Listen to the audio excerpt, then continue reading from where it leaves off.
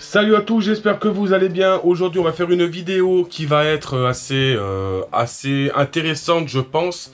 Je vais vous montrer ma façon de procéder par rapport au, au suivi en fait de mes serpents, c'est-à-dire surtout de mes juvéniles. Et ensuite, pour moi, aujourd'hui, j'utilise ça pour les animaux qui ont des soucis plus ou moins. Mais vous pouvez l'utiliser pour chacun de vos reptiles. J'utilisais Reptistat, pour ceux qui savent, à l'époque. Aujourd'hui, c'est un peu trop compliqué pour moi, dans le sens où j'ai pas de réseau dans ma pièce, c'est un peu le bazar. Donc, je passe sur un système beaucoup plus simple. Et je pense que, voilà, c'est ma façon de faire, mais ça peut peut-être vous aider pour certaines personnes qui n'ont pas forcément... moi, c'est des tableaux que j'ai créés. J'ai mis pas mal de temps, j'ai fait des évolutions au niveau de mes tableaux. Donc, je vais vous présenter tout ça dans cette vidéo. Donc les amis, on va passer en mode embarqué, donc je vais parler plus doucement parce que je suis vraiment derrière le micro de la caméra. J'espère que vous verrez correctement. Donc j'ai la caméra sur la poitrine, on va passer en mode embarqué, version réaliste, hein.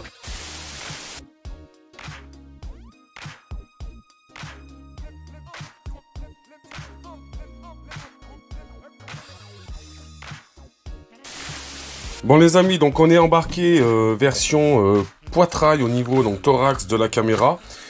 C'est un peu plus au niveau en immersion. Vous allez voir mes mains, bien entendu. Donc j'ai besoin d'un stylo. J'ai sorti la boîte à malice, un rouleau de scotch. Ça on s'en fout, c'est les accessoires de la GoPro. Et on va dire mes 3 papiers. Donc on fera un petit tour au niveau des boîtes, des juvéniles. Je vais les faire en même temps que vous. Et je vous expliquer un petit peu ce que j'utilise. Donc je vous avais déjà parlé que j'utilisais ce papier-là.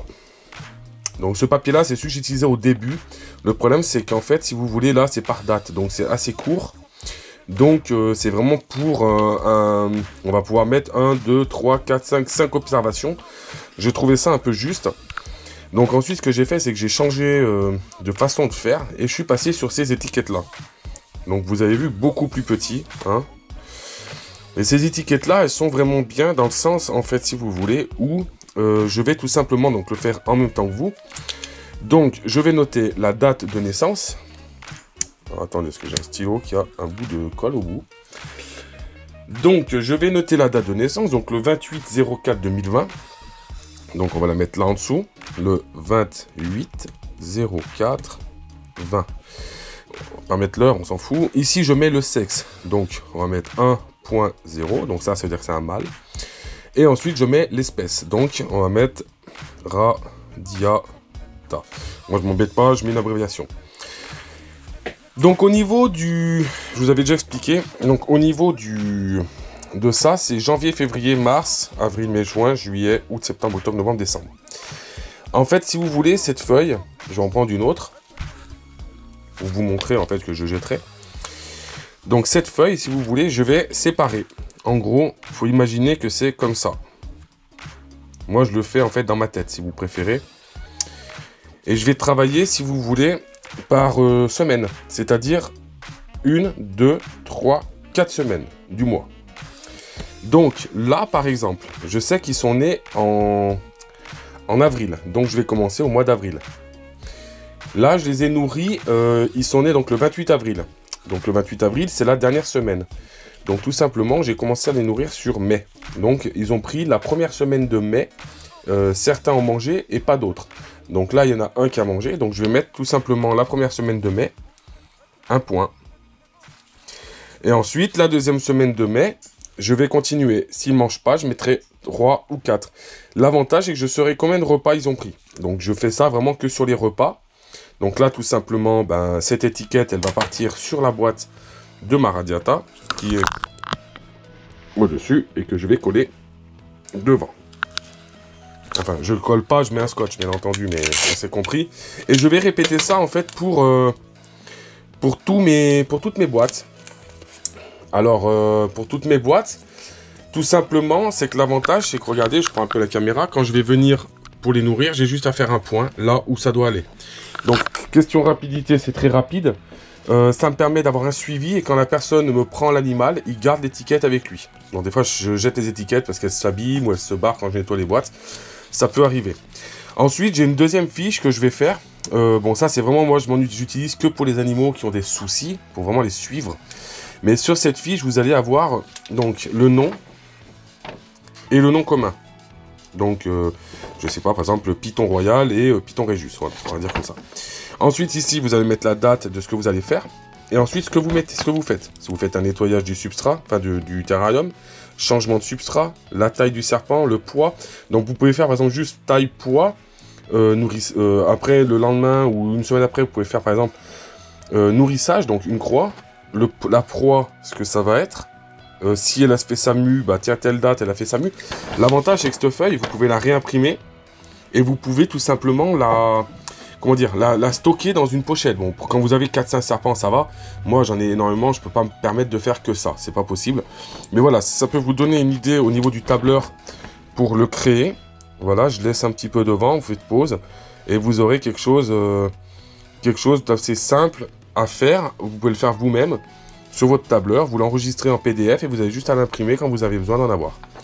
Voilà, c'est quelque chose d'assez simple. Je voulais pas faire une grosse vidéo très complexe, mais c'était pour vous montrer à ce niveau-là. Donc tout ça, bon bah moi ça va partir à la poubelle. Donc moi tout ça, ça part à la poubelle. Là on va faire un petit tour donc des animaux. Donc là, celui-ci, donc c'est le mâle qui est albinos et lui n'a pas voulu manger encore. Donc ça fait 2 semaines. Donc il m'a fait sa mue, bien entendu. Très belle mue, hein, vous voyez. Donc j'ai voulu attendre avant de les sortir. Vous voyez, très belle mue, soit la tête, la queue, tout y est. Donc hop. Donc ceux qui veulent des mues de juvéniles, vous me le dites, hein, je vous les envoie, il n'y a pas de problème. Donc qu'est-ce que je vais faire? Je vais le prendre et je vais l'observer, tout simplement. Voir s'il va bien, il est vif. Il n'est pas plus maigre ou plus gros que les autres, donc il n'y a pas de souci particulier. C'est juste que voilà, il n'a pas voulu prendre. Donc ce que je vais faire, c'est que tout à l'heure, je vais aller lui chercher du rosé vivant et je vais lui mettre dans la boîte. Les autres ont pris du mort, lui n'a pas voulu. Donc je vais lui mettre un petit rosé de souris vivant dans la boîte directement et je pense qu'il n'y aura pas de souci.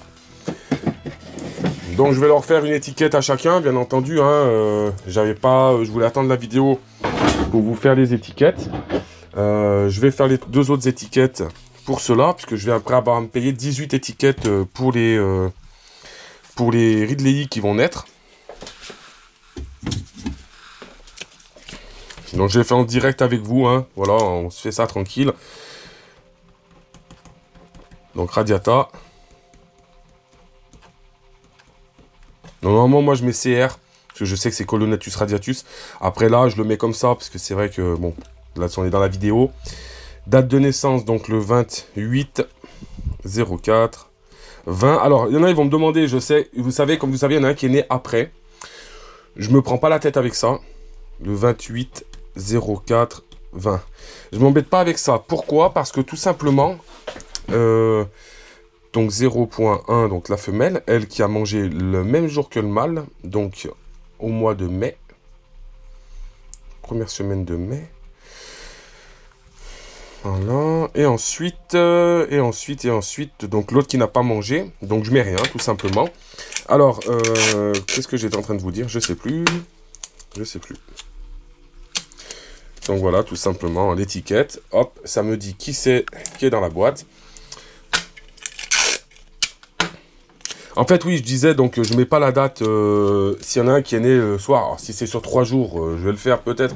Mais là, perso, il y a quelques heures de différence, c'est pas très grave en soi, je veux dire, c'est pas très grave en soi que au niveau de la date. Alors par contre, comme vous avez pu constater, vous allez voir de toute façon juste après. Alors c'est vrai que celle qui n'a pas encore mangé est un peu plus petite. Je vais pas vous mentir, je viens de refaire de voir qu'elle est un peu plus petite que les 2 autres. Bon, je pense pas que c'est une question de nourrissage, je pense que c'est celui qui est né, c'est celle qui est née en fait en retard. Donc qu'est-ce que je vais faire avec mon stylo rouge? Je vais faire une petite croix sur mon... Ah mais non, en fait c'est les stylos, ils sont neufs, ils sont protégés. Moi je fais une petite croix au stylo rouge sur mon mâle, donc pour me mettre en fait tout simplement que c'est celui qui va avoir un peu des soucis, je pense. Donc pour être sûr de ne pas avoir de problème. Donc là j'avais déjà enlevé la mue. Qu'est-ce que je constate? Tout simplement des cacas. Donc c'est très bien, ça veut dire qu'il s'est nourri, il digère, donc il n'y a pas de problème. Je ferai la boîte tout à l'heure, hein, hors caméra. Il est réactif, il n'y a pas de souci à ce niveau-là. Le gamelle d'eau, bon bah je vais les changer aussi, de toute façon, je le ferai hors caméra, parce qu'il faut que je fasse les boîtes, tout ça. Dès qu'il y a un petit peu des cacas, je nettoie, que ce soit sec, mais vous voyez, c'est sec, c'est propre. Je mets un grand bac d'eau, donc lui, pas de problème. La mue, je l'avais enlevé, donc déjà, et là, il m'a fait ses digestions, donc c'est parfait. Je vais vérifier au niveau donc de la femelle. Donc pareil, hein, belle mue, vous voyez, hein, très belle mue. Bon, elle me l'a cassé au niveau de la moitié du corps, mais c'est pas grave, on a bien la queue comme vous pouvez voir. Et là, qu'est-ce que je vais faire? Je vais chercher le caca, tout simplement. Je fais ça au départ, vous voyez, il est par là. Hop, là il s'en va, il est là, au fond, vous voyez. Donc c'est très bien, ça veut dire qu'ils digèrent, qu'ils se nourrissent seuls. Donc pour le moment, c'est bien parti. C'est des espèces que j'ai galéré l'année passée à démarrer. Donc là, ce que je vais faire, c'est que cet après-midi, je vais leur ramener chacun un petit rosé vivant, pour le coup, parce que bon, je vais pas m'embêter. Eux, je leur tuerai et je leur donnerai mort. Et l'autre, je vais le laisser vivant dans la boîte, parce qu'il n'a pas voulu manger la dernière fois. Je fais ça en général pour les démarrer les premières semaines. Ensuite, je les passe au décongelé, automatiquement. De toute façon, je veux qu'ils prennent minimum 4 repas décongelés avant qu'ils s'en aillent. Donc c'est pour ça que je ne fais aucune réservation tant que les animaux ne sont pas démarrés. Parce que je veux dire, je ne suis pas à l'abri qu'il y en ait un qui meurt. Ça peut arriver. Voilà, on est sur des animaux... qui sont quand même, qui naissent, qu'il faut arriver à démarrer, des animaux qui sont plus compliqués que d'autres, même si certains vont dire, ouais, c'est super facile, bon, bah, chacun sa façon de voir les choses. Pour le moment, j'ai pas de souci particulier, voilà, à part le petit qui est un peu plus, on va dire, qui est un peu moins gros que les autres. Bon les amis, j'espère que cette vidéo vous aura plu. C'est une petite vidéo sympa que j'ai fait comme ça, un peu à la va-vite. Mais voilà, je voulais que ce soit un peu naturel et vous montrer un petit peu comment je procédais au niveau des étiquettes. Je vous ferai peut-être une vidéo où je vous parlerai un petit peu des étiquettes aussi que j'ai sur les terrariums, mais il n'y a pas trop d'intérêt puisque ça c'est propre à moi-même et aux animaux que j'ai chez moi par rapport à mon installation. Donc après, pour tout ce qui est formation, tout le monde me demande, ça, vous passez en privé sur Instagram et je vous explique comment je procède. Je peux vous envoyer les PDF, il n'y a pas de problème. Sur ce, j'espère que ça vous aura plu. N'hésitez pas à partager la vidéo, n'hésitez pas à liker, à faire tout ce qu'il y a à faire pour que la vidéo puisse monter. J'espère qu'on pourra atteindre, à mon avis on ne fera pas les 100 000 abonnés cette année, mais si on peut taper les 10 ou 15 000, ce serait bien. Il y a des belles choses à venir, je travaille pour, je fais en sorte que ce soit vraiment varié. Il y aura des vidéos un peu différentes à venir sur la chaîne, et puis voilà, il y a plein de projets en cours, je suis vraiment à fond. J'espère que ça vous plaît et que ça vous fait toujours autant plaisir. Sur ce, je vous souhaite une bonne journée, une bonne nuit, une bonne soirée et je vous dis à la prochaine. Ciao, ciao!